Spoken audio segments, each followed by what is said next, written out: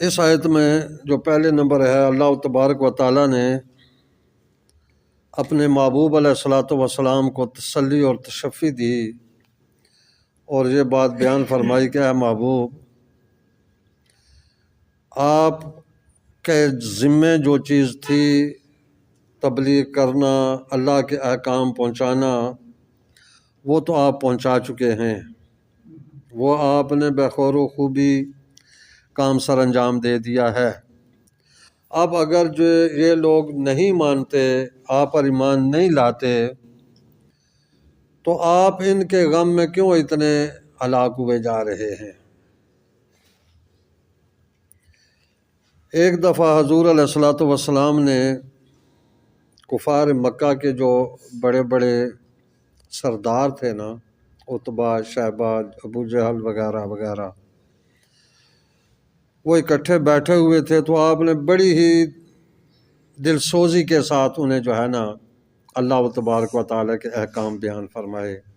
ان کو ایمان کی دعوت دی، نہایت ہی محنت اور مشقت کے ساتھ۔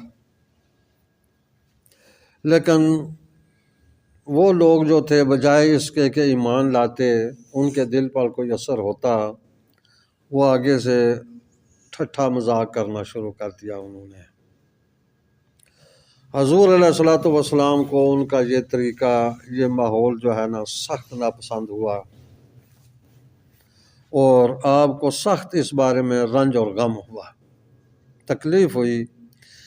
کہ میں کیا کر رہا ہوں اور یہ آگے سے کیا کر رہے ہیں، کہ میں تو ان کو جہنم سے بچانے کی ہر ممکن کوشش کر رہا ہوں۔ نبی پاک صلی اللہ علیہ وسلم کو تو رب تعالیٰ نے رحمت للعالمین بنایا نا، یہی مطلب ہے کہ ہر ایک چیز کے لیے، ہر ایک عالم کے لیے، ہر ایک مخلوق کے لیے آپ رحمت ہیں۔ تو رحمت کا تقاضا یہ ہے جی کہ کوئی بھی آدمی جہنم میں نہ جائے، کوئی آدمی عذاب کا شکار نہ ہو۔ تو اس لیے آپ کی تو ہر ممکن یہی خواہش ہوتی تھی، یہی کوشش رہی کہ یہ سارے کے سارے ایمان لے آئیں تاکہ جہنم کے عذاب سے بچ جائیں، جہنم کی آگ سے محفوظ ہو جائیں۔ تو اس کے لیے آپ نے دن رات ایک کیا، محنت مشقت سخت کی، تبلیغی کارروائی میں جتنی بھی تکلیفیں سہنی پڑیں آپ نے ان تکلیفوں کو سہا۔ لیکن آگے سے جو ہے نا جس وقت ان کا یہ روکھا سا رویہ دیکھا، ان کی باتیں دیکھی، مذاق ہنسی میں وہ ٹال رہے ہیں، تو اس سے آپ کو سخت غم اور فکر جو ہے نا وہ لاحق ہوئی۔ تو رب تعالیٰ نے فرمایا کہ اے محبوب، فَلَعَلَّكَ بَاخِعٌ نَفْسَكَ عَلَىٰ آثَارِهِمْ، کیا ان کے پیچھے آپ اپنی جان کو ہلاک کر دیں گے؟ یعنی اس قدر حضور علیہ الصلاۃ والسلام محنت مشقت کے بعد پھر جس وقت تکلیف ہوئی، رنج و غم، تو ایسا ہی ہوتا ہے کہ جس طرح ایک آدمی سخت محنت کرے نا کسی کام کے حاصل کرنے کے لیے، کسی چیز کو حاصل کرنے کے لیے، تو جس وقت وہ حاصل نہ ہو سکے تو تھک ہار کر، پریشان ہو کر جو ہے نا ایسی حالت میں ہو جاتا ہے کہ جس طرح یہ تو اب مرنے کے قریب ہو گیا ہے، تکلیف محسوس ہوتی ہے نا۔ تو یہی چیز ہے کہ حضور علیہ الصلاۃ والسلام کو بھی رب تعالیٰ فرماتے ہیں کہ اے محبوب، ان کے پیچھے آپ اپنے آپ کو ہلاک کر رہے ہیں، اپنی جان گنوانا چاہتے ہیں، کیوں ان کے لیے آپ اتنا کڑتے ہیں، اتنا پریشان ہوتے ہیں؟ اِلَّمْ يُؤْمِنُوا بِهَذَا الْحَدِيثِ، کہ اس بات یعنی قرآن مجید پر یہ ایمان نہیں لائے، اس بات پر آپ اپنی جان گنوانا چاہتے ہیں، اپنے آپ کو ہلاکت میں ڈالنا چاہتے ہیں۔ اسفا، یعنی اتنا رنج اور غم آپ جو ہے نا محسوس کر رہے ہیں کہ جس طرح آپ کی جان ہی ہلاک ہو جائے گی، اتنا آپ پریشان حال ہیں، اتنا نہ کریں۔ تو ہدایت کا پیغام دینا یہ آپ کا ذمہ تھا، وہ آپ نے بخیر و خوبی کر دیا۔ اب لوگوں کے دلوں میں ہدایت ڈالنا یہ اللہ کا کام ہے۔ تو اللہ تعالیٰ جس کے بارے میں چاہے گا اس کو دل میں ایمان ڈال دے گا، ایمان کی رغبت ڈال دے گا۔ آپ نے اپنا کام تو کر دیا، آپ سے تو پوچھ نہیں ہوگی کہ یہ لوگ کیوں نہیں ایمان لائے۔ انا جعلنا ما علی الارض زینت، اور بے شک ہم نے بنایا زمین پر جو کچھ بھی ہے اس کو زیب و زینت کے طور پر بنایا ہے۔ زینت اللہ، ان کے لیے ہم نے زیب و زینت یہ بنایا ہے۔ لنبلوہم ایہم احسن عملا، تاکہ ہم ان کی آزمائش کریں کہ ان میں کون اچھے عمل کرنے والا ہے۔ یعنی یہ زمین میں ہم نے جو کچھ بھی بنایا نا، خواہ درخت ہیں، باغات ہیں، نہریں ہیں، سمندر ہیں، سبزہ ہے، انسان ہیں، حیوانات ہیں، جنگلی درندے، جنگل وغیرہ جو کچھ بھی ہے، یہ زمین کی بھی ایک زیب و زینت ہے اور دنیا والوں کے بھی ایک زیب و زینت ہے۔ تو یہ اس لیے ہم نے بنائی کہ ہم ان کو آزمائیں، آزمائش کے لیے یہ سب کچھ بنایا گیا۔ یعنی کہ یہ جو کفار اور مشرکین، ان کو طرح طرح کی نعمتیں دی گئی ہیں، باغات ہیں اور دنیاوی ساری آسائشیں ہیں، اتنی جائیدادیں، زمینیں، اولاد، مال و دولت، تو یہ ساری آسائشیں ان کو ہم نے دی ہیں، تو اس سے یہ خیال نہ کیا جائے کہ اللہ تعالیٰ ان سے راضی ہے، بلکہ یہ ان کے لیے آزمائش کا سامان ہے۔ تو آزمائش میں جو ہے نا آدمی کو محتاط رہنا چاہیے اور اللہ تعالیٰ سے آزمائش پر پورا اترنے کی دعا کرنی چاہیے، صبر اور استقامت کی دعا کرنی چاہیے کہ اللہ تعالیٰ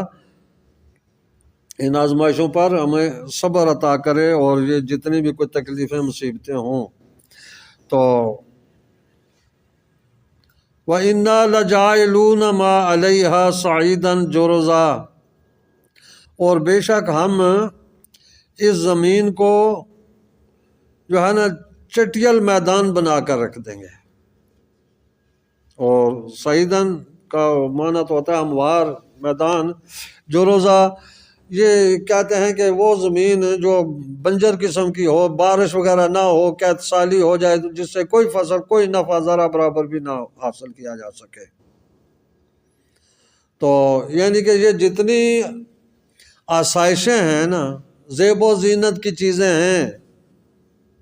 ایک وقت آئے گا یہ ساری کی ساری ختم ہو جائے گی۔ تو یہ جو جس چیزوں پر یہ اتنے اترا رہے ہیں، اللہ تعالیٰ کو بھولے ہوئے ہیں، اللہ تبارک و تعالیٰ کی نافرمانیاں کر رہے ہیں،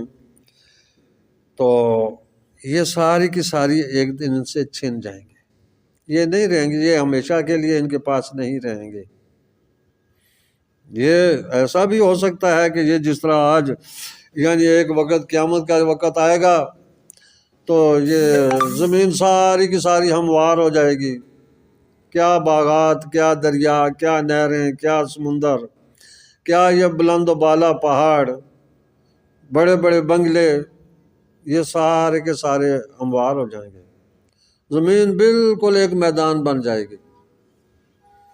تو ایسا وقت آنا ہے کہ یہ ساری کی ساری آسائشیں، زیب و زینت جو اس وقت زمین کی ہے یہ ختم ہو جائے گی۔ تو جس چیز نے ختم ہونا ہے کیوں اس کے ساتھ آدمی اتنا دل لگائے کہ اللہ تعالیٰ ہی کو بھول جائے۔ یہی مطلب تھا کہ یہ کفار مشرکین، ان کو اتنی آسائشیں ملی ہوئی ہیں، اتنی ان کو سہولتیں ملی ہوئی ہیں، تو اللہ تبارک و تعالیٰ کی طرف سے اتنے انعامات ان کو ملے ہوئے ہیں، تو یہ پھر بھی جو ہے نا اللہ تبارک و تعالیٰ کے بجائے اس کے کہ احسان مند ہوتے، رب تعالیٰ کا شکر ادا کرتے، تو لیکن انہوں نے جو ہے نا اس طرف بالکل توجہ ہی نہیں کی۔ تو یہ دنیا جو ہے نا اصل میں یہ زیب و زینت اس کی جو ہے اس میں آدمی کو کھو کر اللہ تبارک و تعالیٰ کو بھول نہیں جانا چاہیے۔ اس میں تو جس طرح اگر دیکھیں نا حضور علیہ الصلوۃ والسلام کے کئی ایک جو ہے نا ارشادات ہیں جو اس سلسلے میں ہماری رہنمائی فرماتے ہیں۔ حضور علیہ الصلوۃ والسلام نے فرمایا کہ کن فی الدنیا کا انک غریب او عابر السبیل او کما قال علیہ الصلوۃ والسلام۔ حضور علیہ الصلوۃ والسلام نے اپنے ایک صحابی سے، حضرت ابن عمر رضی اللہ تعالیٰ عنہ فرماتے ہیں حضور علیہ الصلوۃ والسلام نے مجھے پکڑ کر جو ہے نا یعنی صحیح متوجہ کیا، پکڑا، اور پھر فرمایا کہ کن فی الدنیا کا انک غریب، کہ دنیا میں تو اس طرح رہ جس طرح اجنبی ہے، کوئی جاننے والا نہیں ہے تجھے، کوئی علیحدہ صلاح کسی کے ساتھ، جس طرح مسافر آدمی ہوتا ہے نا پردیس میں، تو اس کی خواہش یہی ہوتی ہے کہ اپنا کام جس کے لیے میں آیا ہوں جلد از جلد اس کو نپٹاؤں اور واپس اپنے دیش چلوں، جس مقصد کے لیے آیا ہوا ہوں اس مقصد کو پورا کر کے فوراً اپنے گھر واپس آ جاؤں، اپنے دیش میں چلوں۔ تو یعنی اسی طریقے سے تم اس دنیا میں رہو، یہ دنیا تمہارا دیش نہیں ہے، یہ تمہاری منزل نہیں ہے، منزل آگے ہے۔ تو یہاں اجنبی او عابر السبیل، یا اس طریقے سے جس طرح ایک مسافر آدمی ہوتا ہے، راہ چلتا مسافر، تو راہ چلتے چلتے اگر اس کو کہیں تھوڑی سی دیر کے لیے آرام کرنے کے لیے کوئی درخت کا سایہ مل گیا تو ادھر اس نے تھوڑی دیر آرام کرنا ہے، تو اس کو پتہ ہے کہ یہ جو سایہ دار درخت ہے جس کے نیچے میں بیٹھا ہوں یہ میرا اصلی منزل نہیں ہے، منزل میری آگے ہے، یہ تو صرف تھوڑی سی دیر کے لیے آرام کرنے کی جگہ ہے۔ تو یہی دنیا جو ہے یہ ایسے ہی سمجھ لیں کہ یہ وہی درخت کے نیچے سائے میں آدمی تھوڑی سی دیر آرام کرتا ہے، ایسا ہی ہے، منزل آگے آخرت میں پہنچنی ہے، ملنی ہے۔ تو جو صرف ادھر درخت کے نیچے سائے میں ہی بیٹھ جائے تو وہاں پر ہی مشغول ہو جائے، آگے منزل کی طرف چلے ہی نہیں، تو اس کے نے تو منزل پر نہیں پہنچ سکنا۔ تو اس طریقے سے جو ہے نا یہ حضور علیہ الصلوۃ والسلام کے فرمان کو اگر دیکھیں نا تو پھر اس دنیا سے دل نہیں لگانا ہے، دنیا میں رہ کر بھی آخرت کی تیاری کرنی ہے۔ جب بھی تو رب تعالیٰ نے فرمایا نا کہ لِنَبْلُوَهُمْ أَيُّهُمْ أَحْسَنُ عَمَلًا، تاکہ ہم ان کو آزمائیں کہ ان میں اچھے عمل کون کرتا ہے، کون نیکیاں کرتا ہے اور کون اللہ تعالیٰ کی احکام کی خلاف ورزی کر رہا ہے۔ ہم نے ان کو یہ دنیا کی زیب و زینت عطا کر دی ہے، ہزاروں نعمتیں عطا کر دی ہیں، لیکن ان کو پا کر اللہ کا شکر کون ادا کرتا ہے اور کون ناشکری کرتا ہے۔ یہاں پر یہ بھی ایک سوال ہوتا ہے کہ آزمائش یا امتحان تو وہ لیتا ہے کہ جس کو پتہ نہیں ہوتا کہ یہ آدمی کتنے کچھ جو ہے نا معیار کا ہے، تو وہ امتحان لیتا ہے کہ اس کو یہ سبق آتا ہے نہیں آتا ہے، جس میں کیا ہے۔ تو لیکن اللہ تبارک و تعالیٰ تو علام الغیوب ہے، غیبوں کا جاننے والا، علیم بذات الصدور ہے، دلوں کے رازوں سے بھی واقف ہے، تو اس کو آزمائش کرنے یا امتحان لینے کی کیا ضرورت ہے۔ تو اصل میں وہ اپنے لیے امتحان نہیں لیتا، وہ دوسروں کو دکھانا چاہتا ہے۔ کل قیامت میں اگر بعض ایسے لوگ ہوں گے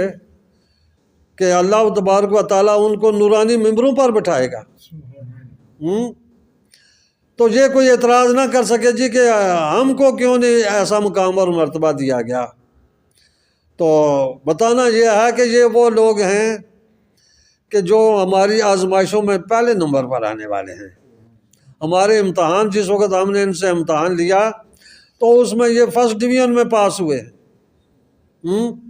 تو تم جو فیل ہونے والے ہو تم عذاب کا شکار ہونے والے ہو۔ تو یہ انسانوں کو دکھانے کے لیے ہے، ان کو جتلانے کے لیے ہے کہ جو جتنے اچھے گریڈ میں پاس ہوگا اتنا اچھا اس کا جو ہے نا آگے مقام اور مرتبہ ہوگا۔ جو بالکل بری طرح فیل ہوگا اس کو بری طرح عذاب ہوگا۔ تو اس لحاظ سے رب تعالیٰ نے جو ہے نا یہ جائزہ یا آزمائش امتحان رکھا ہے کہ تاکہ یہ سامنے آ جائے کہ کون اچھے عمل کر رہا ہے کون برے عمل کر رہا ہے۔ اور یہ اس دنیا میں ہمیشہ نہیں رہنا، نہ ہی یہ ہمیشہ انعام و اکرام رہنے ہیں، نہ ہی یہ ہمیشہ زیب و زینت آسائشیں تمہارے پاس ہیں، یہ وقتی طور ہیں، آج تمہارے پاس ہیں، کل تم سے یہ چھن جائیں گی، دوسروں کے پاس چلی جائیں گی۔ ہمیشہ کسی